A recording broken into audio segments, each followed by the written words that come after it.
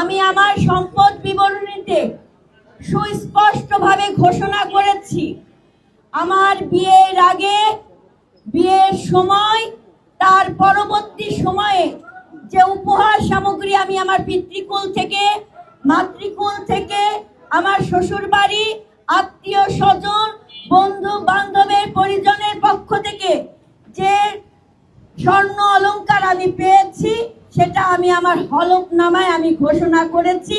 এটা নতুন কোনো ঘোষণা না, এটা 2024-এ ইনকাম ট্যাক্স জুনের যে ইনকাম ট্যাক্স আমি প্রদান করেছিলাম, সেই ইনকাম ট্যাক্সে আমার ঘোষণা করা আছে, যার বর্তমান বাজার মূল্য আনুমানিক আমি 1.5 লাখ টাকা ধরে এবং আরো অন্য ধাতু আনুমানিক 1.5 লাখ টাকা ধরে আমি তার বর্তমান বাজার মূল্য 10 কোটি টাকা আমি ঘোষণা করেছি।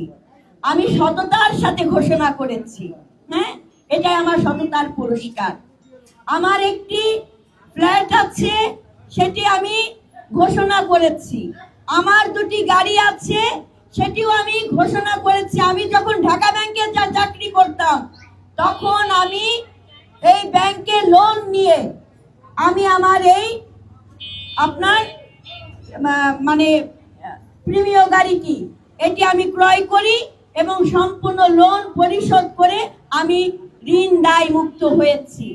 যাক, আমার কথা হলো, আমাদের বিরোধী দলে যারা আছেন তারা 1971 সালে দেশ বিরোধী ছিলেন, তারা রাজাকার আলবদর বাহিনী ছিলেন, আলবদর ছিলেন, সেটা আপনারা সবাই জানেন। যাই হোক, যেভাবেই হোক, খুনি হাসিনার পতনের পর, জুলাই গণ অভ্যুত্থানের পর এখন তারা বাংলাদেশে বিরোধী দলের রোল পালন করছেন। জনগণের কাছ থেকে যদিও তারা, আমরা আশা করেছিলাম 10টা থেকে 12টা সিটের বেশি তারা পাবে না, কিন্তু সেখানে তারা 72টা সিট পেয়েছেন। ওনারা এখন বিরোধী দলে আছেন। তো বিরোধী দল, একটা শক্ত বিরোধী দল বাংলাদেশের গণতান্ত্রিক রাষ্ট্রে প্রয়োজন আছে, যে সরকারের ভুলভ্রান্তিগুলো ধরিয়ে দিবে। কিন্তু তার মানে এই নয় যে সরকার ভালো কাজগুলোর উদ্যোগ নিয়েছেন, যে জনগণকে যে প্রতিশ্রুতিগুলো দিয়েছেন, সেই প্রতিশ্রুতি অনুযায়ী সরকার নিরলস পরিশ্রম করে যাচ্ছেন এবং জনগণের প্রতিশ্রুতি অনুযায়ী সে কাজগুলো করার জন্য এগিয়ে যাচ্ছেন। সেখানে সহযোগিতা না করে আমাদের বিরোধী দল রাত দিন 24 ঘন্টা পারলে ওনারা একই কথা বলে এবং একই ধরনের বক্তব্য, শুধু জুলাই সনদ নিয়ে সারাক্ষণ শুধু এই আলোচনায় চলে। তা আমরা বলতে চাই যে জনগণের প্রতি, জনগণ যে আপনাদেরকে ভোট দিয়েছেন, সেই জনগণের প্রতি সম্মান রেখে হলেও আপনারা অন্তত চিন্তা করবেন যে জনগণ ভোট দিয়ে আপনাদের সংসদে পাঠিয়েছেন জনগণের জন্য কাজ করার জন্য। সরকারকে সহযোগিতা করেন, যেভাবে দেশটা এগিয়ে যায়। দেশটার যে অবস্থা করে গেছেন খুনি হাসিনা, স্বৈরাচারী হাসিনা, বাকিটা ইন্টারিম গভর্নমেন্ট কি করে গেছেন সেটা আপনারা সবাই অবগত আছেন। তার সাথে আপনারাও সহযোগী ছিলেন সেই বটবাহিনীরা। তো আপনারা লুটিপুটি খেয়েছেন, এখন আপনারা আবারও সংসদে আসেন। আপনারা সেইভাবে আপনারা কাজ করেন, যেহেতু সরকার এগিয়ে যেতে পারে। সরকারের বিরুদ্ধে রাত দিন প্রপাগান্ডা করে কথা সরকারকে ফেলে দিবেন, এ সরকারকে শাস্তি দিবেন, বিভিন্ন ধরনের আপনারা একটানা আপনাদের বিভিন্ন প্রপাগান্ডা ছড়ানো, আপনাদের বট বাহিনীর লোকজন ফেসবুকে প্রপাগান্ডা ছড়াচ্ছেন, একযোগে ডাক দিবেন 54টা ডিস্ট্রিক্ট থেকে লোকজন নামাবেন। আপনারা 54টা ডিস্ট্রিক্ট থেকে লোকজন নামাবেন আর জাতীয়তাবাদী দল বসে বসে তামাশা দেখবে? দেশের ভিতরে আর এমন করেন না, এরকম করার চেষ্টা করেন না। আপনাদের 7 জন্মের ভাগ্য যে 54 বছর পরে অন্তত বিরোধী দলে আসতে পেরেছেন। যেভাবেই হোক শুকরিয়া আদায় করেন, শুকরিয়া আদায় করে দেশটা এগিয়ে নেওয়ার জন্যে সরকারকে সহযোগিতা করেন। আপনারাও দেশের জন্য কাজ করেন। জনগণ যেহেতু আপনাদের এই মিথ্যাচারগুলোকে অন্তত সত্য হিসেবে বিশ্বাস করার চেষ্টা করে, যে জনগণের জন্য কাজ করলে জনগণ বুঝবে না আপনারা জনগণের জন্য কাজ করছেন, সরকারকে সহযোগিতা করছেন।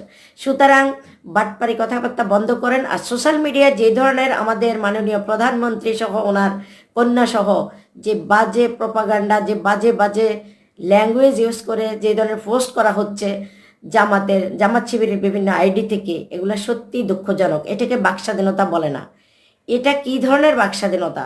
যে বাবা মেয়ে নিয়ে যে ধরনের কুরুচিপূর্ণ কথাবার্তা আপনারা ছড়াচ্ছেন একের পর এক, আপনাদের এই জামাতের কি বলে মহিলা নেত্রীরা তারপরে আবার বিভিন্ন ধরনের আমরা প্রতিনিয়ত আমরা কিন্তু দেখেই যাচ্ছি। বাক স্বাধীনতার মানে এই না যে আপনি যা খুশি মানে ইচ্ছা মতো আপনার যা খুশি তা আপনি গালিগালাজ করবেন, এই গালিগালাজগুলো সহ্য করে যাবেন, এটা কিন্তু ঠিক না। ওই যে একটা কথাই আছে না, 10 দিন চোরের 1 দিন বাপের, যে সরকার এখনো সেই আইনের দিকে যায়নি। কিন্তু আমরা চাই না যে কেউ আর নির্যাতিত হোক, কেউ কোনো রকম নির্যাতনের কবলে পড়ুক। কিন্তু আপনারা নিজের দোষে যদি নির্যাতনের কবলে পড়েন, সেই দোষ তো আপনারা সরকারকে দিতে পারবেন না। আমরা আশা করি যেই আইডিগুলো থেকে এই ধরনের প্রপাগান্ডা এবং বাজে কুরুচিপূর্ণ ভাষায় আপনারা পোস্ট করে থাকেন, তাদেরকে সতর্ক করে দিবেন আমরা যেন আর এই ধরনের পোস্ট আমাদের চোখের সামনে না আসে। ধন্যবাদ জানাই আপনাদের সবাইকে। ইনশাআল্লাহ দোয়া করবেন, সরকারের পাশে থাকবেন। সরকারি দলের সম্মানিত মহাসচিব এবং স্থানীয় সরকার বিষয়ক মন্ত্রী মির্জা ফখরুল ইসলাম আলমগীর সাহেব গতকালকে একটা কথা বলেছেন, যেটা নিউজ আকারে এসছে, ফটোকার্ড আকারে দেখলাম এবং তার ভিডিও বক্তব্য শুনেছি। সেখানে জামাত প্রসঙ্গে কথা বলতে গিয়ে তিনি তাদের অতীত ইতিহাস, তাদেরকে জনগণ প্রত্যাখ্যান করেছে, তাদেরকে গ্রহণ করে না, এরকম অনেক কথা বলেছেন এবং একটা পর্যায়ে গিয়ে বলেছেন যে রাজনৈতিকভাবে জামাতকে নির্মূল করতে হবে। এবং এই নির্মূলের শব্দটা খুবই ভয়ানক শব্দ। মির্জা ফখরুল সাহেবকে আমরা যেভাবে চিনি, সজ্জন মানুষ, কথাবার্তা যথেষ্ট মার্জিত। উনি আওয়ামী ফ্যাসিবাদের সময় দেখেছি যে কোনো রকম মানে মাত্রা ছাড়া শব্দ, কথা বলা, যেগুলো ধরেন আমরাও মাঝে মধ্যে বলি বলে অনেকে মনে করেন, সমালোচনা করেন, এরকম কোনো প্রান্তিক কথা, শব্দ উনি কখনোই বলেন না। ওনার এই রেপুটেশনটা আছে।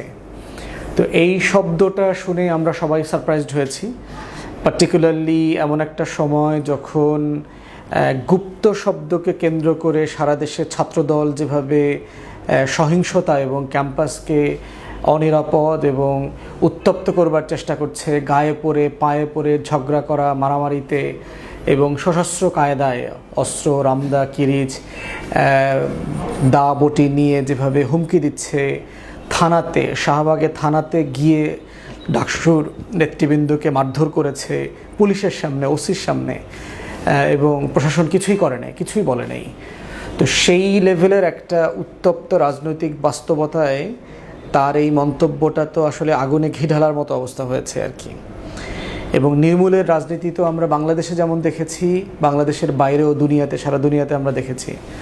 ঘাতক দালাল নির্মূল কমিটি একটা ছিল, শাহরিয়ার কবির থেকে শুরু করে এই বিশাল দিল্লির যে কলকাতার একটা গোলাম সেবাদাস বাংলাদেশে যারা আছে, যারা প্রতিনিয়ত আমাদের স্বাধীনতা সার্বভৌমত্বকে চ্যালেঞ্জ করা, নিরাপত্তা হুমকি তৈরি করা, দেশকে অস্থিতিশীল তৈরি করবার কাজগুলো গত 5 দশক ধরে করে গেছে। তো সেই প্ল্যাটফর্মের কার্যক্রম আমরা দেখেছি যে নির্মূল করতে গিয়ে তারা আসলে কোথায় গিয়ে নেমেছে। গত 17 বছর আমরা দেখেছি শেখ হাসিনা